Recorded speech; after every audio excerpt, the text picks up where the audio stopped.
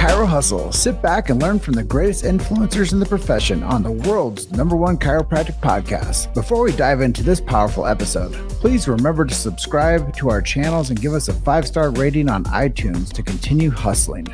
This episode is sponsored by the Transact Card, Align Life, Brain-Based Health Solutions, Chiro HD, Imaging Services, Chiro Health USA, Chiro Moguls, Pure Chiro Notes, Titronics, German College of Chiropractic, New Patients in a Box, Life Chiropractic College West, Pro Hockey Chiros, Pro Baseball Chiros, the IFCO, and 100% Chiropractic.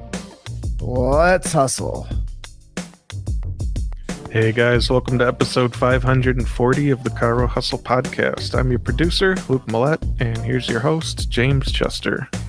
So today we had the opportunity of interviewing Dr. Myron Brown. If you want to hear our conversation about D.D. Palmer and the book he's writing, stay tuned. Welcome back. This is another episode of the Chiro Hustle podcast. Today it is episode 540. Really excited to have Dr. Myron Brown coming on with me. I met him at the Palmetto Chiropractic Association. I was out there giving a talk to the group there, and one of our team members, Dwayne Hoskins, says, "Hey, you got to go meet this Dr. Myron Brown guy. He's working on this book, and he's done a lot for chiropractic over the years. And Dr. Myron's been practicing for 49 years. He said that he'll be good maybe in 1 year when it turns 50 years in practice, but I'll let him tell that story." As we get into this episode, I just want to let everyone know the big why. Why do we do what we do over here at Chiro Hustle? Well, first things first is the First Amendment. We protect freedom of speech. We've never censored anyone on this podcast. And 4th of July, we turned 6 years old. So that's a long time of not censoring people. Really cool stuff. We also believe that there should be medical freedom and family health freedom. Those are things that we stand true with, and they are not the same thing. One is for the family, one is for you, the person. So sovereignty and of your body is your choice. And then we get into more philosophical stuff. I know we're going to have a great philosophical conversation today. We'll talk about the vertebral subluxation centered model of chiropractic, which I think is really cool. And we stand behind that too. We protect and believe in subluxation based chiropractic. So that's something. And I know that the rabbit hole's deep with this one, but the sacred trust, we do believe in B.J. Palmer's last words and protecting the sacred trust and guarding it well.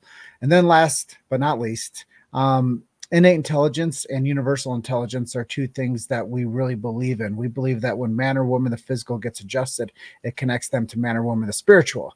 And with that, Dr. Myron Brown, welcome to Chiro Hustle. Thank you so much. It's good to be here with you, James. Yeah. First things first, 49 years in practice. What was the impetus for you to become a chiropractor? My brother is a chiropractor. He's 5 years older than I am, practices still today right outside of Atlantic City, New Jersey. He was one of the individuals that graduated from a college that no longer exists in New York City. In fact, his graduating class of 12 was the last class that they sent out of the Chiropractic Institute of New York.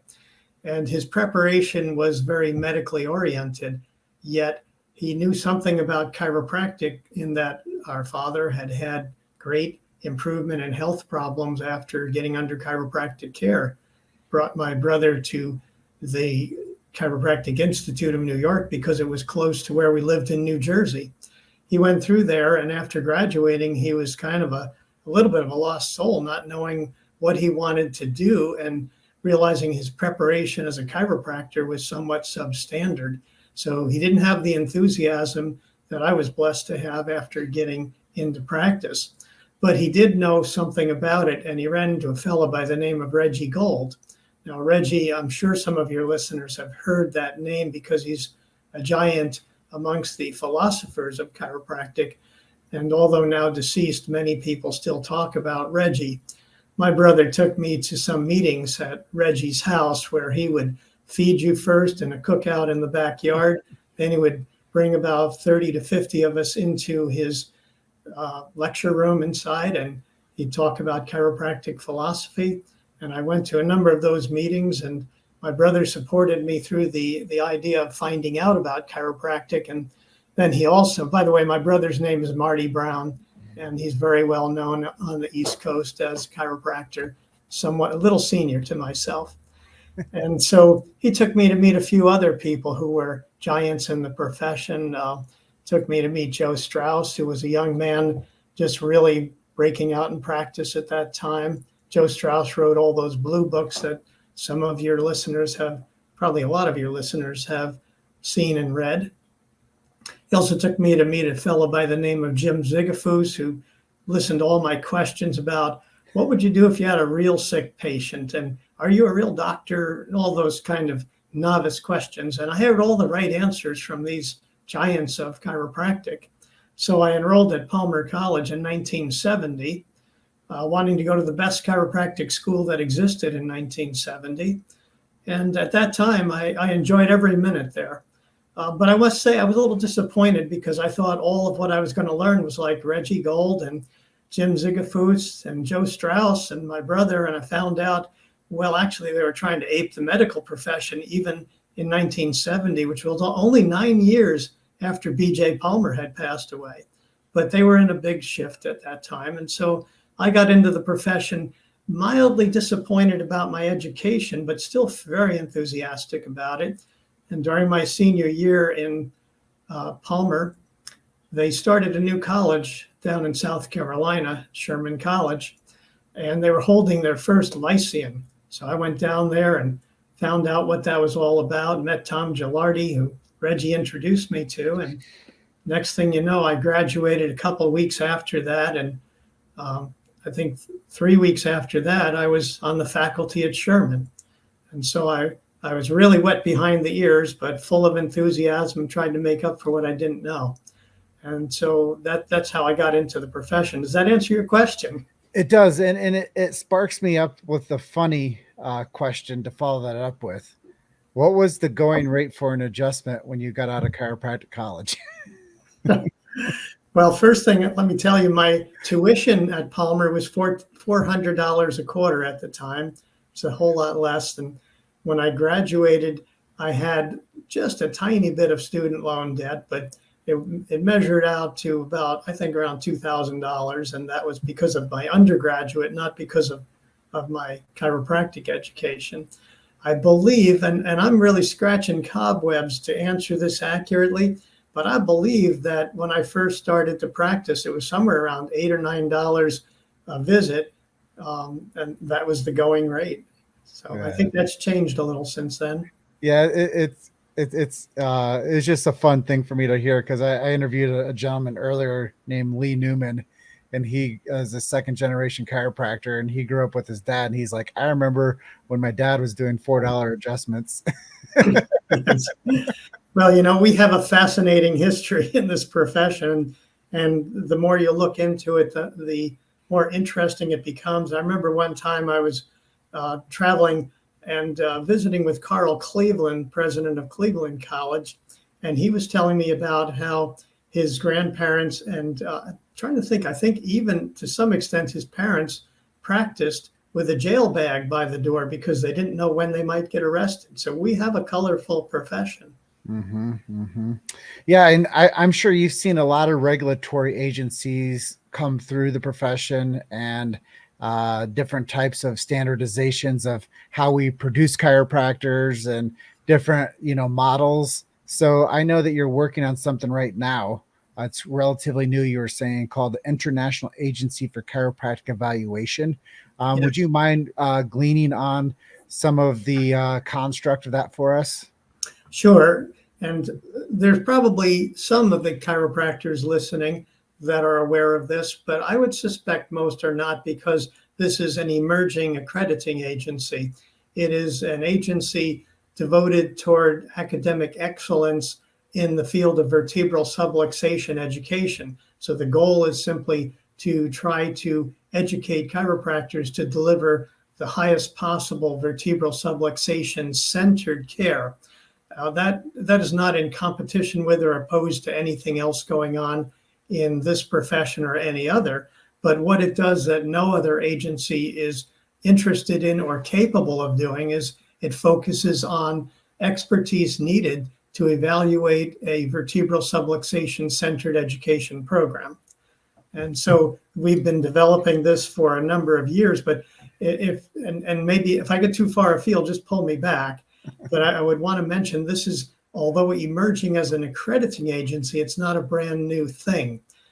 The International Agency for Chiropractic Evaluation actually started in 2001. And at that time, it was started not to be an accrediting body, but to be a testing agency. There was a contact made by the people who lead the National Association of Chiropractors in Argentina, and they don't have a recognized profession in their country. And what they had been doing is they'd been training chiropractors who were practicing under other healthcare licenses. And they, in addition to what they studied in the various medical fields, they were then adding study postgraduate level in chiropractic. There was nobody overseeing that, and they wanted proficiency tests. So they contacted Tom Gilardi, who was then the president of Sherman College, and they asked him if he could help them to put together an appropriate proficiency test for already practicing chiropractors in Argentina. So I was assigned that job of bringing the expertise together. At that time, and I'll read you a couple of the names that I wrote down, because I wanted to not fail to mention who the founders of the agency were. Bud Crowder from Davenport, Iowa, is a giant in the field of upper cervical chiropractic. He was a friend and mentor to me for many years, sadly now deceased. He was one of the founders of IACE.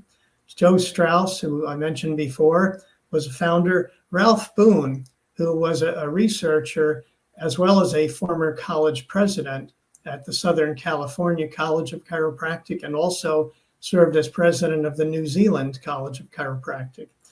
Irene Gold, who is very well known in our profession as an individual who helps people to prepare for national boards. Dan Kuhn, who was the chair of the Board of Trustees of the Southern California College of Chiropractic, and Russ Grazier, who was a member of the New Hampshire Board of Examiners, and myself. So with this particular level of expertise, we put together tests, and they were administered on a number of occasions in Argentina.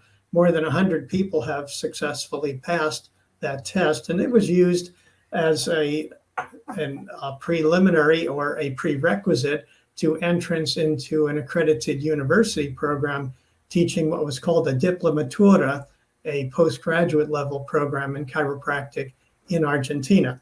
So we started out with IACE being strictly a testing agency.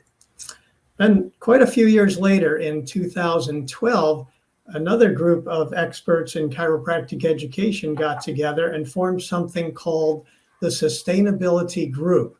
Not well known, but have been working diligently for more than 10 years now as a think tank. They're not an association that you can go and join. They're looking at the state of the profession and trying to find out what we can do to advance vertebral subluxation centered training and practice. Let me mention the names of this very diverse group of experts in chiropractic education. Amongst the first one I've already mentioned was Tom Gilardi, again, the founder of Sherman College, was one of the founders of the Sustainability Group. D.D. Humber, longtime vice president of Life University. Christopher Kent, currently one of the administrators in the research area at Sherman College. Bill Deccan, longtime faculty member at Sherman College. Serge Sautre, former assistant to the president at Life University under Sid Williams. And Felicia Stewart, a practitioner as well as a member of the faculty of the Academy of Chiropractic Philosophers. So this group, the Sustainability Group, was studying the problems of the profession. And what they determined was that there is a cartel that controls and coordinates everything going on in the profession to keep it more medically or condition centered, medically oriented, but while I'm not out to necessarily tear down that group, I would point out that their interest in vertebral subluxation is minimal, if at all, but they do not evaluate vertebral subluxation.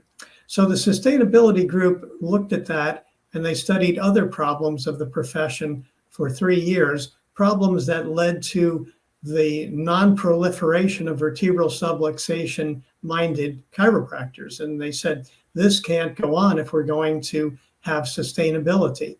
And so they, after studying it, they came to the conclusion that we need an accrediting body. So I'm talking all about how did IACE come about as an accrediting agency? They contacted the IACE after consulting with experts in Washington, D.C. about accreditation. They even had consultation with the leadership of the CCE, which is the other specialized accrediting agency. And everybody came to the same conclusion. You guys need an accrediting body that looks at vertebral subluxation. And so they contacted IACE, and I brought this request to the board of IACE that we form an accrediting body. In 2012, that was passed by resolution. And since that time, we have been doing all of the legwork that it takes to, from the ground up, to create an accrediting agency. And so now we are out there emerging. And as of approximately 1 week ago, we had the first college apply for official status. And that happens to be one of the finest existing chiropractic colleges. The New Zealand College of Chiropractic has officially applied for status with IACE. And we're in conversation with several others, but we'll see what happens there. So this leads me to further curiosity. Does this mean that when somebody gets their diploma, that they can pass your test and have the equivalency to go practice in the states that they choose to? Actually, that doesn't mean that at all. And what it is we are not looking at replacing any of the existing structure, although we would like to see the cartel release some of its stranglehold so that it doesn't make it difficult for people to gain their licensure and practice with a vertebral subluxation centered education. However, we are not out to create a war over that thing. What we're attempting to do is to look at the quality of the vertebral subluxation centered part of a program. So here's how it might work. We have 2 types of status. The first one is a status that involves certification. Certification is just looking at a portion of an institution. Then we also have the second type, which is accreditation, where you look at the entire institution. So an accrediting body might look at things like the finances of a college to see if it's going to have the potential to last a long time and to put on a good program. They would look at the physical facility. They would look at all the credentials. They would look at the entire institution. Whereas an institution might also only want certification from an agency like IACE.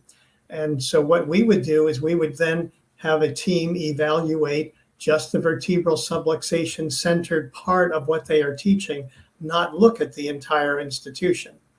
Now, it's not unusual in the world of education for this to be done. For instance, if you were running a major university like the University of South Carolina, and you would gain regional accreditation by the Southern Association of Colleges and Schools. Now, then your music college might say, well, we want accreditation by the Specialized Music Agency. So while they're still accredited by the Southern Association, they would then gain separate accreditation just for their music program. And so we would offer certification just for the vertebral subluxation centered relevancy in their program. Does that make sense? You've made it to Chiro Hustle. Sit back and learn from the greatest influencers in the profession on the world's #1 chiropractic podcast. This episode is sponsored by the Transact Card, Align Life, Brain-Based Health Solutions, Chiro HD, Imaging Services, Chiro Health USA, Chiro Moguls, Pure Chiro Notes, Titronics, German College of Chiropractic, New Patients in a Box, Life Chiropractic College West, Pro Hockey Chiros, Pro Baseball Chiros, the IFCO, and 100% Chiropractic. Let's hustle. Yeah, I mean, we could talk about this for a lot longer. I'm just curious, can somebody get your certification and get out of chiropractic school and go and practice with the license? Not at this time. Now, and another thing you would want to be aware of is we don't have at this time recognition from the U.S. Office of Education. That would be necessary for state boards to want to have the students sit for licensure exams and such, but you don't apply for U.S. Office of Education status until you've been functioning for 3 years as an accrediting body. And the clock just started ticking with us for about a week ago when the first college applied. And so we're going to have to show a track record of successful activity before we could even apply for that type of status. Well, I usually wait till the end of interviews to get people to support a mission. But if you guys are wanting to support Dr. Myron and this International Agency for Chiropractic Evaluation, go to internationalchiropractic.org. That's internationalchiropractic.org. Jump on board, support this group. It's fundamental to the future of chiropractic. I really believe so. And I just want to give a round of applause here for the people that are spearheading this and getting this started 1 week ago, and looking forward to where we are 3 years from now. So we'll be revisiting this in 2026, and we'll see where we're at. And hopefully we have some firm understanding that we are protecting the sacred trust as we open up with. So this is a direct example of that. So thank you for doing that. And I know you're working on a novel on the life of D.D. Palmer. I want to touch on that, talk about that, and see what you would like to share with us about this book. Well, I'd love to share because I've been working on this for quite a while. It's one of those projects that you love doing, although I have no interest in becoming a writer. I'm not trying to make a second career out of writing, but the story needed to be told. And so of the people who could write this book, I may not have been the most competent writer in the world, but I wanted to be the individual that was willing to do it. The story of D.D. Palmer's life is fascinating. And actually, I shouldn't say just D.D. Palmer, but it's focused and centered around D.D. Palmer. In fact, the name of the book is The Beekeeper, which is one of D.D. Palmer's early occupations long before becoming a magnetic healer and then founding the chiropractic profession. And maybe I'll back up just a little bit and say that this is a work of historical fiction, and it's done that way for a deliberate reason. When I was an academic, leading an academic program at a chiropractic college, I did a fair amount of scholarly work, and I found that it was very fulfilling, but there's something a little tedious about scholarly work. When you write an article or you publish something that's scholarly, everything must be very reliable. It must be footnoted. You must have evidence for everything you say. And while I didn't want to take a shortcut and not provide accurate information, what I found was it's not all that much fun. And so, but my scholarly work in the history of chiropractic goes back to the time when I was a student at Palmer College. And Dave Palmer was the president of the college when I went through. Dave was the grandson of the founder or the son of B.J. Palmer. And while he was of a much different ilk than either his father or grandfather, he was leading the college at that time. And we didn't see a lot of him on campus, but I remember one of the things that he liked to do was to bring all of the students together the first year students together for an assembly. And he had put us all in the theater there, and he would talk about his reminiscences of his grandfather. He didn't really know that well because he was pretty small, and what life was like being a Palmer. And being BJ's son, which he said quite a bit about, things like how much he disliked taking care of the alligators in the basement of the mansion and things like that. But one of the things that struck me as a first-year student listening to this conversation with Dave Palmer was that he talked about his grandfather, D.D. Palmer, being a very successful beekeeper to the extent that his place there on the along the Mississippi River in Illinois was the most successful apiary in the United States. That he shipped carloads of honey to New York City, which was a fabulous thing. And so as a student, I listened carefully because I saw how inspired Dave Palmer seemed to be telling that story. Many years later, I got together with a colleague in Iowa, where we were both practicing within 45 minutes drive of the place called Sweet Home, which was D.D. Palmer's acreage where he did his raspberry business and his honey production. And so we wanted to find that apiary because we just didn't know where it was, and we thought it would be a great little project to sleuth around the side roads of history. So we set out. I spoke to my friend Bud Crowder, who was also a good friend, as well as the chiropractor, to Vern Gilo. Now, Vern Gilo was the author of the authorized biography of D.D. Palmer, authorized by the Palmer family. And so he got together and asked Vern to come out and have dinner with us. And we had a nice dinner at a Chinese restaurant. And we asked him questions about his research on D.D. Palmer's life. And one of the things we wanted to know about is, where is Sweet Home, that acreage where he had his honey production? And he actually showed us on a map, and he put one of these little X's, X marks the spot. He was off by a few miles, but he was pretty close to the general vicinity. We took it on as a project, had a whole lot of fun with it. And after about a year of fussing around, going to museums, going to City Hall, looking at the archives of Palmer College, there's just that whole process of trying to find that spot. And we finally were able to successfully make everything match up. And so we found that we did a video on it. We presented it to the Association for the History of Chiropractic, and we wrote a scholarly paper, which they published in their journal. So that's how I got started in this, and I've done a couple of other things like that. But what I found, again, as I started to say earlier, was that it's tedious. When you've got to record everything and you've got to get everything put down in a scholarly way, it gets a little, I'm going to say a little, maybe not boring isn't really the word, but it just wasn't much fun. And so one of the things I noticed that Gene Drazel and I were doing was we were looking at the census records. And at one time we found that in the house where D.D. Palmer lived, they had himself and his wife, and they had a couple of children listed. And then we also noticed that they had a handyman listed. And then we noticed the next year on the census, or the next time the cycle came around, the handyman's name was gone. And so was the wife.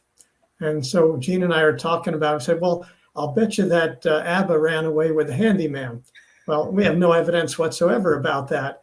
But when it came time for filling in certain things in my book about the life of D.D. Palmer as historical fiction, I had the ability to talk about how Abba did run away with the handyman, even though it's not true. It may be true. We have no idea if it's true.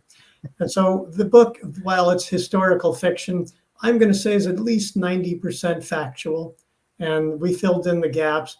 I just kind of view it like, if they find a dinosaur bone that's 3 inches long, they can put a whole dinosaur together with you and tell you what they ate for dinner a million years ago. But I was trying to piece together the parts I didn't have. Yeah. Super, super interesting. I'm really looking forward to this book. And it's called The Beekeeper. The Beekeeper is the name of the book because it seemed to have a great deal of influence over what D.D. Palmer did in his early life. He learned from the bees. He learned how to be a horticulturist, how to make a living. He was also a school teacher at the same time and trying to find himself in his 30s as a young man looking for truth and justice in the world.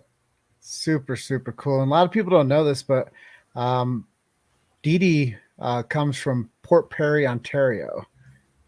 So he's actually a Canadian guy. I'm really curious to ask you, why did Dee, because I've been really like interested in this, why did Dee decide on Davenport, Iowa and the Mississippi River Valley? D.D. Palmer was a student. Well, there's a little bit of uncertainty about whether he was Paul Castor's student or whether he learned his magnetic healing from his son. There's a lot of sketchiness on the facts of the matter, but according to B.J. Palmer, he was a student of Paul Castor, who was a very successful magnetic healer in Ottumwa, Iowa. Now, Ottumwa is a little south and west of that area of Davenport. And it was so successful, he actually had a small hospital where he took care of patients using magnetic healing. So it's an extraordinary individual. D.D. Palmer took his study there, apparently. And again, I'm saying there's still some question about which Castor he learned from. And then he went to Burlington, Iowa, not too long after his wife died. Now, his wife's name at that time, by the way, D.D. Palmer was married 5 times. And he was married to his second wife, Lavinia, and she was the mother of B.J., and she had died when B.J. was 3 years old. And not too long after that death, he went to Burlington, Iowa, which is south of Davenport along the Mississippi, and he started practicing there. He indicated that the reason he didn't stay in Burlington was that Paul Castor's son also opened a magnetic healing practice not too long after that in Burlington, and he didn't really want to be competing with him, and he also wanted a bigger community than Burlington, and that's what led him upriver to Davenport, where he opened his magnetic healing practice on the corner of 2nd and Brady Street. That answer your question? Yeah, this is really helping me out with some historical resonance with my own self because, I talk to the public all the time. And there's a lot of stuff that I don't know about this brilliant profession and how it was founded and what the founders, like what drew them to the Quad Cities area where I'm from. And, starting the PCS, the Palmer, or PSC, the Palmer School of Chiropractic. And, there's a lot of things that I've heard that, one of the dad or son, BJ or Dee, wanted to keep chiropractic a secret and didn't want to tell the world about it. And there was like a lot of turmoil amongst both of them, almost like animosity and like fighting and near-death experiences. So yes. I know that is some of this going to be in the book? Some of it is definitely in the book. And we do, in the earlier part of the book, we talk about his origins in Canada that you spoke about. D.D. Palmer, though born on the frontier near Toronto, Canada, and Port Perry appears to have been actually a mistake as part of the historic record, although it was written down that way. But it was in a nearby area. It was actually in the country, but their home was a rural location and really could be considered the frontier of Canada. They called it Canada West in those days. And his father's business failed. I'm trying to remember his first name, can't pull it out at the top of my head, but D.D. Palmer's father was suddenly facing an economic crisis in his life. And he and his wife and D.D. Palmer's sisters, they made a decision to move to Iowa. And the reason they came to Iowa had nothing to do with Davenport or with healing arts. It was because there was a coal mining boom going on in the central part of Iowa. And so D.D. Palmer's parents moved to Watchir. It's a 2-word, Watchir, Iowa. And I believe they had a furniture business there. I know he had been a postmaster at part of his life as well. But the odd thing about it, and I think this had an important part in shaping D.D. Palmer's life, was that D.D. was 12 years old when the family left. And the father said to him that we're going to go to Iowa and we want you to stay here and take care of your brother TJ, who is 10 years old. Now, they viewed these two as capable of living out on the frontier alone. And they said, you work for a few years, save up some money, and then you can come and join us in Iowa. And so that was, trying to think, it would have been in the mid 1850s. So I think it was roughly 9 or 10 years, and I'd have to, don't hold me to the number of years, but it was approximately that number, that they were there living by themselves, a 10-year-old and a 12-year-old, taking care of themselves on the frontier in Canada. And then finally in 1865, the two of them left on foot to head toward New York and to head on down across the border into the United States. And keep in mind, at that time, there was a war raging in the United States. The Civil War ended in 1865, but it hadn't ended yet. It was kind of winding down a bit. So they were going from Canada into a war zone. It's kind of a weird thing to think about when you do. And the reason that Vern Gilo came up with why they were leaving at that time is that there were so many young American men crossing the border to go to Canada so they wouldn't be conscripted into the service. They didn't want to go to war. And it was flooding the job market in Canada. As a result, these guys said, well, we're out of here. We're going to go meet our family in Iowa. So they took out on foot on that trek. And that occupies some of the fun in my book, where we trace their steps through Niagara Falls and some of the other places they go to get to Iowa. We'll call that chapter the reverse commute. Well, I know that we're at the edge of our time today. You're episode 540 of the Chiro Hustle podcast. It was such a pleasure to have you on today. I know there's still a lot more for us to talk about. Maybe you'll say that you'll do a second interview with us in the future. I would love to. Awesome. Well, it was an honor to have you on today. I know that we didn't get a chance to talk about a lot of stuff. So is there anything that I didn't ask you about that you would like to discuss before we end the interview today? I would just say that we see some great hope for the profession. I know we talked earlier on about how things are not going great in the education when it comes to vertebral subluxation, but there's some good people working very hard in a lot of places, including Sherman College right now, to try to improve that and to make sure that becomes the key ability of the chiropractor. So people listening to this that have young people in your lives, don't be afraid to talk to them about becoming chiropractors and learning how to deliver a great vertebral subluxation centered service. We need it. Absolutely. And I'll close out by telling people, if we don't take action now, we'll settle for nothing later.